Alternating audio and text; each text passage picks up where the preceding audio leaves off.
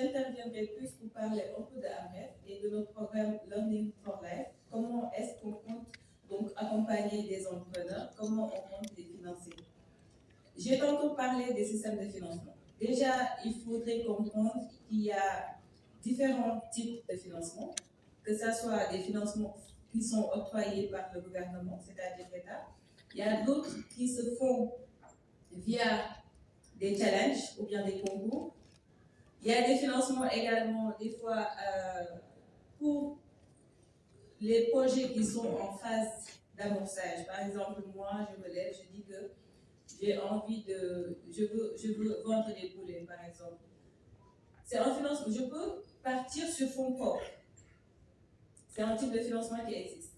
Très récemment, on a été à l'université de Thiès avec notre ami M. Tierno, où il y avait un entrepreneur qui nous avait partagé de comment lui il a fait pour financer son projet. Il nous avait fait part qu'il avait participé à un tontine, qui est un mode de financement également. Donc il a fait de ses économies, il a participé à ces tontines-là, les notes, comme on appelle ici au Sénégal. Et quand il a récupéré son argent, c'est cet argent-là qu'il a utilisé pour démarrer son projet. Ça, c'est un type de financement. C'est un financement personnel. Il y a une autre qu'on a eu, une autre partage d'expérience au niveau de l'université de Bangladesh, une autre étudiante qui avait rassemblé ses bourses jusqu'à avoir 500 000 francs. Elle a acheté une moto et elle faisait du tchak-tchak ici sur Dakar. Mais malheureusement, sur elle, elle n'avait pas la ressource humaine adéquate. Du coup, la personne a utilisé la moto 1-2 mois, ça s'est gâté et la moto est aujourd'hui garée, alors qu'elle n'avait pas pu, en fait, avoir un retour sur investissement de la moitié, en fait, des 500 000. Elle n'a plus qu'avoir les 100 et quelques mille. Sur une étudiante, 500 000, c'est beaucoup. C'est beaucoup. C'est beaucoup d'argent. C'est un peu pour dire également que on rencontre très souvent beaucoup d'entrepreneurs. La première chose, c'est financez-moi, financez-moi, financez-moi. Tu leur demandes, vous voulez combien? Il y en a qui disent 1 million, d'autres 5, d'autres 10. Nous, en tant que ONG ou en tant que bailleur, on a des budgets, on a des fonds. Ces fonds-là, c'est vrai, c'est destiné aux entrepreneurs. Les entrepreneurs, ils ont des besoins également. Ils ont besoin d'argent pour développer leur projet. Mais est-ce qu'ils ont des fois les compétences nécessaires pour pouvoir gérer convenablement ces projets? Parce que c'est une relation en fait d'intérêt. Nous, on a l'argent, mais on cherche quelque chose derrière. Nous, peut-être, on donne plus des subventions, c'est-à-dire des financements non remboursables. Mais en retour, on voudrait créer de l'impact positif pour les communautés. Et nous, par exemple, moi, mon objectif, c'est de créer de l'emploi. Parce qu'à la fin de mon programme, je serai évaluée sur cette base. Donc, je donne de l'argent pour pouvoir créer de l'emploi et avoir un impact positif sur les communautés. Les compétences, li nga yaakaar na mën nga koo def waaye bul yaakaar ne xaalis moo lay defal yow li nga mën a def li ma bëgg expliquer foofu mooy tey am na koo xam ne si affaire restauration la waxoon ne man entrepreneur restaurant laa bëgg a def day bëgg ci avancé ba àgg ci yenn marque yi wala àgg ci benn niveau li nga bëgg a def restauration dama koy wax toujours ne leen boo demoon bitim réew ak fa ñuy nekk restauration mën naa commencé ci seen dépense kër ci sa yaay sa waajur yi nga xam ni ñooy defar añ foofu rek mën na faa commencé ndax tey imaginer tey nga mën a am lu mat fanweeri plat yoo xam ne mën koo jaay mais kooku jëru nga ubbi restaurant seen kër mën nga faa toog kon est-ce que yow da nga war a louer restaurant ak employé war nga war a jël ak investissement war nga def matériel bi nga seen kër moyens yooyu xool ko ba pare nga doog a yeneen moyens yi nga amul pour mu yóbbu par exemple tey yaakaar naa réalité bi am xam ngeen ne administration Sénégal lu bari li ngi jam ñaar démb rek laa ko jógee université Amadou Mokhtar Mbow problème mooy foofu amul ay restaurant imaginer tey nga dem innovation dama ci restauration laa bëgg évaluer nga dem recenser ñi nga ñoo koy soxla ñu préparé ko yóbbu wala càq-càq bu ko yóbbu pour nga distribuer ko pour kii pourtant am na boo xam ne da jàpp ne man pour ma mën a def restaurant financement baraka kon nit ki ci boppam li ci li nekk ci moom wala li nekk loxo loolu la war a développé rek ba ak jamono joo xam ne si tey xaalis kat bu la ko joxee wóor na ne da nga ko dañ ko mën a liggéey delloo waaye yaakaar naa ne bu ma ko defee yaakaar mën naa am mën na ñàkk kooku benn léegi nag bu action bi Sénégal xam ngeen ne comme yéen ak comme ay seen entrepreneur xam ngeen ne ak marché bi mooy lan li mu gën a yomb ci yéen mooy microfinance ak taux yi ak yëpp xam ngeen ni ñu seet deuxièmement boo demee certain niveau yi comme yenn opérative économique lan la ñëw mooy banque yi man ci xaj yooyu xane foofu da ngay dem ba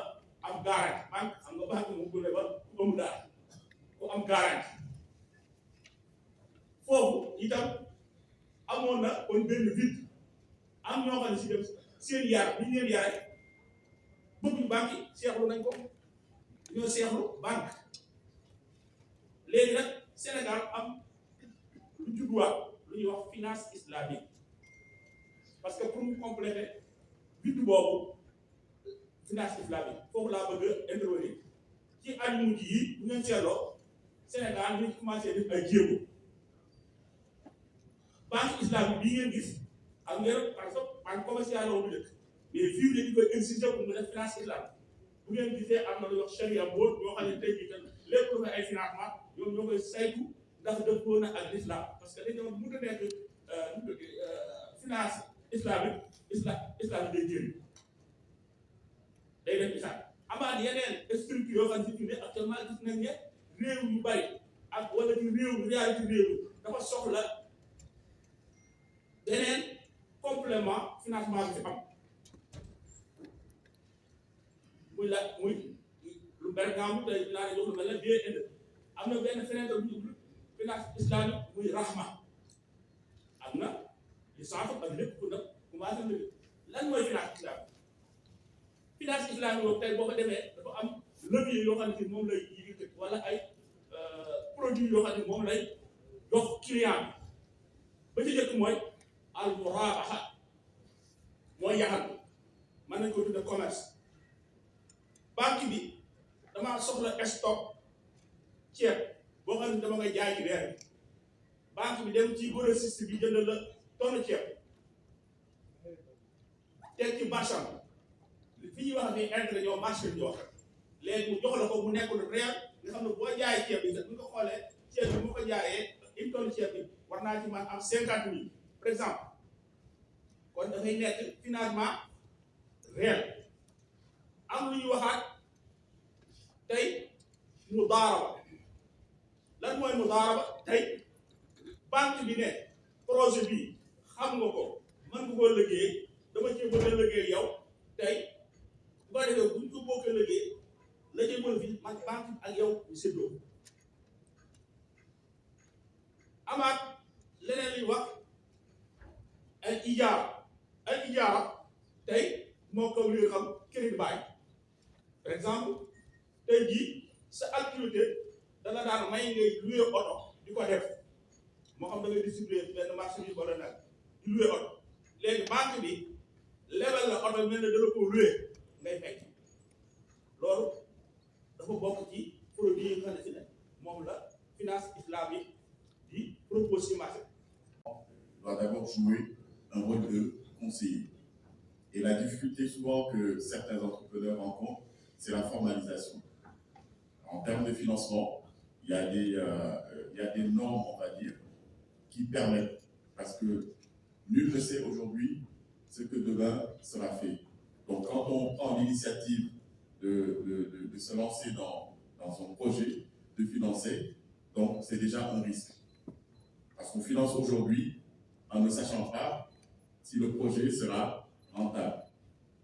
Et souvent, l'autre difficulté qu'on rencontre, c'est moi, entrepreneur, j'ai mon projet, c'est clair dans ma tête, et éventuellement, je le présente, sans pour autant peut-être prendre ou en tout cas réfléchir sur demain. Est-ce que ce projet est viable ou pas? Et souvent, on peut noter aussi un empressement, je veux dire. Parce que je commence tout de suite, je veux récolter tout de suite, avoir des bénéfices tout de suite, construire une maison tout de suite, avoir une voiture tout de suite. Et je pense que monsieur l'a dit tout à l'heure, il faut avancer en fonction de la taille de son projet. Et ça, c'est très, très, très important. Et je pense que nous, banques, on devrait pouvoir s'appuyer aussi sur des structures comme celle de Mme Niang, qui aident à formaliser. Monsieur Collet, il semble que la banque oblige la personne, ou bien l'entrepreneur, à avoir une voiture tout de suite, à avoir une belle femme tout de suite, à avoir une maison tout de suite. Apparemment, dans la réalité, c'est ce que nous observons. Justement, c'est pour ça que je dis il y a beaucoup de choses qui sont méconnues aujourd'hui. Parce qu'une banque, il faut juste se mettre à la place d'une banque. Hein. Ce n'est pas, comment dirais-je, une institution de charité. Donc, la banque, d'abord, fait du business. Donc, quand la banque prend de l'argent pour donner à quelqu'un, elle veut s'assurer que cet argent qui est donné, demain, in fine, ou à date, à l'échéance, je pourrai récupérer cet argent. À la différence des structures de Mme Niang qui, eux, donnent des financements sans remboursement, mais sollicitent derrière un certain nombre, je pense, d'éléments qui permettent demain de pouvoir continuer, donc participer au développement en ayant des emplois qui peuvent être vraiment pérennes dans la durée. Mais je pense qu'aujourd'hui, je répondrai sur cette question par rapport aux garanties qui sont souvent demandées. Il faut savoir que la garantie ne fait pas le crédit. Je m'explique.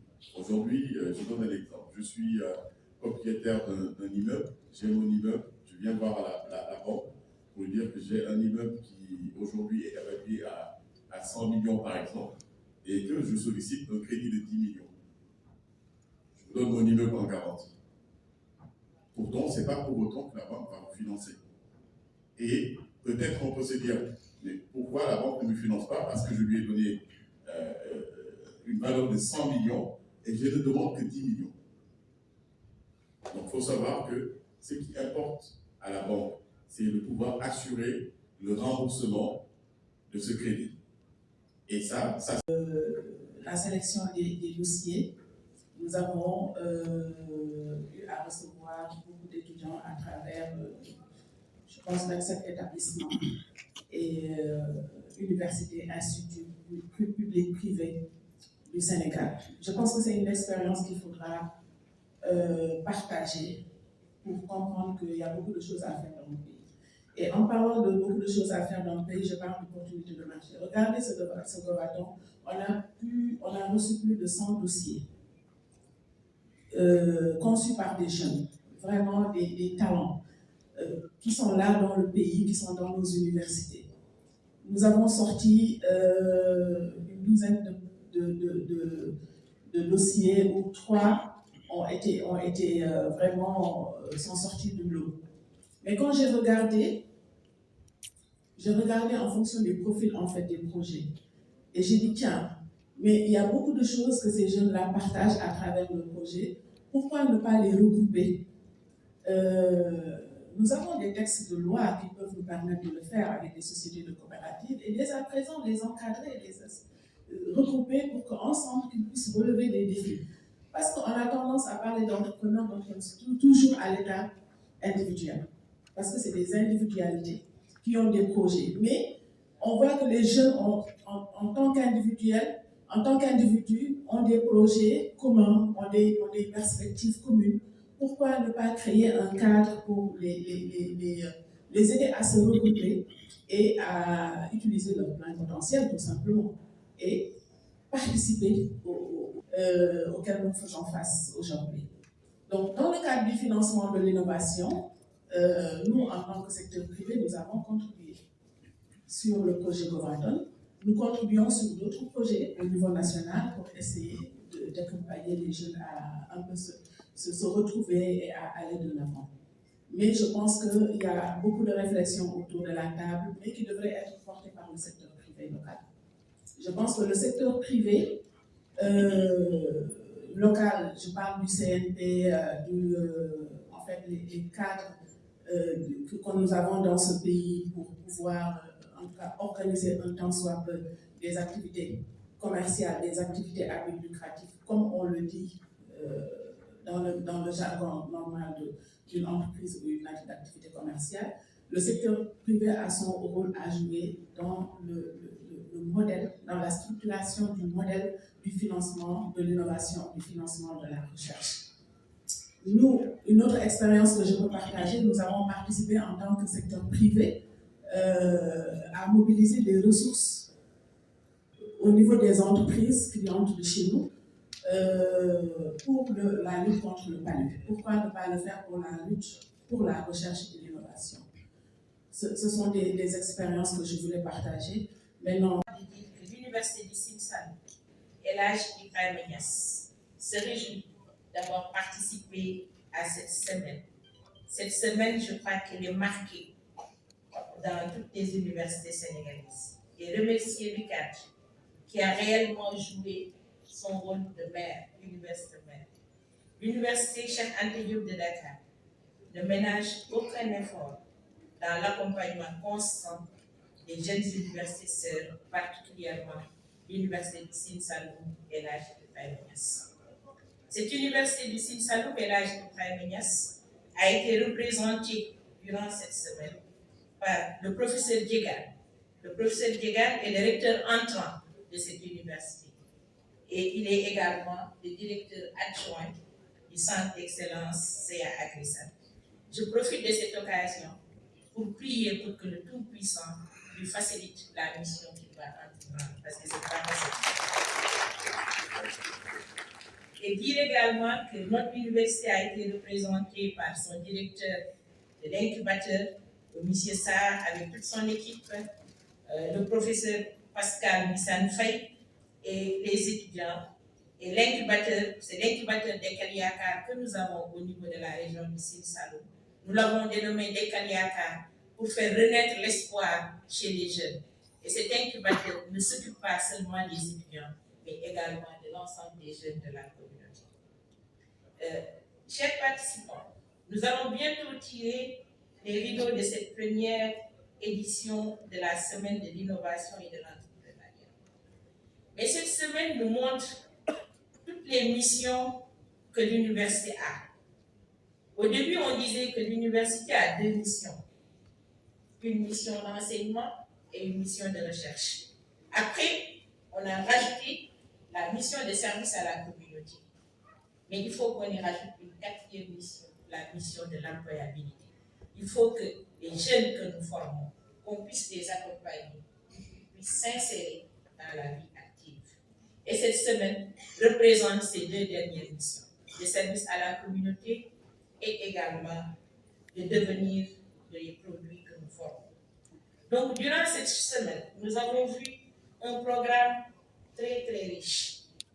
Et l'université Cheikh Anta Diop, en jouant son rôle d'université mère, a travaillé en parfaite symbiose avec toutes les autres universités. L'université de Saint-Louis, l'université de Thiès, l'université de Bambey, l'université de Sine Saloum, vraiment toutes les universités, Ziguinchor, tout le monde sous une parfaite coordination. Et ceci grâce au centre d'excellence implanté au Sénégal. Ces centres d'excellence, le Sénégal a eu deux générations de centres d'excellence. Une première génération de centres d'excellence, on avait que CA Samef et CA Bidik. Et c'est grâce au travail excellent que ces deux centres d'excellence ont eu à faire dans la première génération, que quand il y a eu l'avènement des centres d'excellence d'impact, le Sénégal a encore bénéficié de deux autres centres et les premières générations de centres ont également été impliquées dans la génération d'impact. Donc, voir aujourd'hui des centres d'excellence d'impact organiser un tel événement n'est que salutaire parce que ça rentre dans les missions des centres d'excellence d'impact. Donc, on se réjouit vraiment de la parfaite organisation. Tous ceux qui m'ont précédé l'ont déjà dit. On a senti une belle coopération entre toutes ces institutions. Donc là, merci vraiment à l'UCAD d'avoir mené à bien tout cet orchestre, on peut dire, parce que vraiment, vous avez été le chef d'orchestre et chacun a joué sa partition. On a vu vraiment un potentiel fort d'innovation et de créativité chez nos étudiants. On peut, si on essaie de passer en revue les domaines, ça va de l'agroécologie à la haute technologie. On a tout vu. Et là, on peut apprécier vraiment l'ingéniosité et la créativité chez nos jeunes, donc leur savoir-faire. Donc quelqu'un le disait tout à l'heure, ces jeunes, c'est une potentialité, c'est une dividende qui est là. Nous devons les accompagner, nous devons vraiment faire de telle sorte que ces jeunes, les découvertes qu'ils sont en train de faire, qu'on puisse les protéger, les accompagner et qu'ils puissent impacter clairement le développement de notre pays. L'ensemble des prototypes qui ont été montrés méritent d'être soutenus. On en a choisi certains, c'est ça le but du jeu, mais vous êtes tous méritants et vous avez tous été bonifiés durant cette semaine. Et ce qui a plus plu au courant de cette semaine, Fatou Bintou le disait tout à l'heure, c'est l'inclusivité. Tout le monde a participé au niveau de cette semaine. Et les étudiants en situation d'handicap, vraiment, ils ont montré leur génie, leur talent et la chapeau au comité d'organisation. Bravo. Donc vraiment, il faut... Et tout le monde a été renforcé. Tout le monde a été renforcé. C'était vraiment des moments d'échange très, très forts. On a eu des panels de très haute facture scientifique. Et ces panels ont analysé toutes les facettes de l'écosystème entrepreneurial. Donc vraiment, ces panels vont permettre à ces jeunes d'aller de l'avant dans tout ce qu'ils vont entreprendre plus tard. Et là, tout le monde a été bonifié. Cette semaine vraiment a été aussi, mesdames et messieurs, l'occasion de souffler la 10e bougie des centres d'excellence. Donc, un centre d'excellence qui a 10 ans, donc il commence à réfléchir sur son futur. Parce que les financements vont s'amenuiser, donc il faut vraiment qu'on puisse réfléchir davantage sur la pérennisation, l'ancrage institutionnel de ces centres et quel sera le devenir de ces centres. Et là, je suis sûre que Madame le recteur, avec son équipe et l'ensemble des recteurs et les représentants ici présents, vont contribuer à cette réflexion pour que ces centres d'excellence soient pérennisés. Un dernier mot avant de tirer complètement les rideaux à l'endroit des étudiants. Les étudiants, nous sommes fiers de vous. Vous avez rivalisé, certes, mais vous avez compétit de façon très très saine. Et donc là, on a vu tout à l'heure ceux à qui on a remis les prix, mais je dis que vous êtes tous méritants et vous avez tous gagné. Parce que rien que le renforcement des capacités durant la semaine va vous permettre de voir quels sont les points faibles. Ce ne sont même pas des points faibles, des points à améliorer dans votre prototype. Et je suis sûre que dans des compétitions prochaines, vous serez parmi les lauréats, Inch'Allah. Avant de clore vraiment mon propos, je voudrais remercier tout le monde avec une mention spéciale au comité d'organisation, comme je le disais, et à sa tête le vice-recteur, le professeur Mamsamba Mbaye, le coordonnateur scientifique, le professeur Babacar Faye, tous les directeurs qui sont là, professeur Elhaj Samanda Silla, Ousmane Ndiaye, tout le monde et tous les collègues de l'innovation et de l'entrepreneuriat dans l'agenda scientifique du Sénégal. Et cette semaine répond à l'agenda même des autorités, l'agenda 2050 de la transformation systémique au niveau du Sénégal. Donc nous sommes sûrs que, comme le disait tout à l'heure mon frère Babacar Faye, on clôt aujourd'hui pour réouvrir demain. Donc on peut prendre date, le rendez-vous prochain. Et je propose que ça soit tournante et que la prochaine fois, que ça soit une université régionale qui organise la cérémonie. Et sur ces mots, au nom de Madame le recteur par intérim de l'Université Cheikh Anta Diop, on clôt la première édition de la semaine de l'entrepreneuriat ici à l'Université Cheikh Anta Diop. Je vous donne rendez-vous la prochaine fois et vous souhaite un bon retour dans le foyer.